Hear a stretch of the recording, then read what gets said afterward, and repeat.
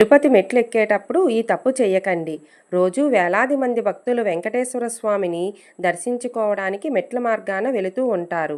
కానీ చాలామందికి తెలియని విషయం ఏమిటంటే, ప్రతి మెట్టు మీద ఇరువైపులా ఇద్దరు వైష్ణవ దూతలు ఉంటారు. వాళ్ళు ప్రతి భక్తుణ్ణి గమనిస్తూ ఉంటారు.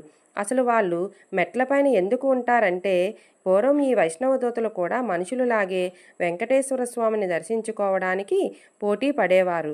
అయితే ఆ దూతలతో మనుషులు పోటీ పడలేక చాలామంది వెంకటేశ్వర స్వామిని దర్శించలేకపోయేవారు. అది చూసిన వెంకటేశ్వర స్వామి తన వైష్ణవ దూతలకు ఒక షరతు పెట్టాడు.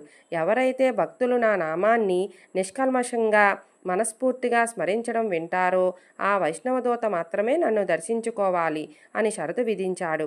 ఈ కారణంగా వైష్ణవ దూతలు మెట్లకి ఇరువైపులా నిలబడి మనస్ఫూర్తిగా స్వామి నామాన్ని జపించే భక్తుడి కోసం వేచి చూస్తూ ఉంటారు. ఏ భక్తుడైతే మనస్ఫూర్తిగా నామాన్ని జపిస్తూ కొండెక్కుతాడో అతని చుట్టూ వందలాది మంది వైష్ణవ దూతలు వచ్చి ఆ భక్తుణ్ణి జాగ్రత్తగా కాపాడుతూ స్వామివారి దర్శనం అయ్యేంత వరకు తనతోనే ఉండి ఆ భక్తునికి ఎటువంటి ఆటంకం రాకుండా చూసుకొని అతను కొండ దిగాక అంతా మంచే జరగాలని దీవించి పంపుతారు.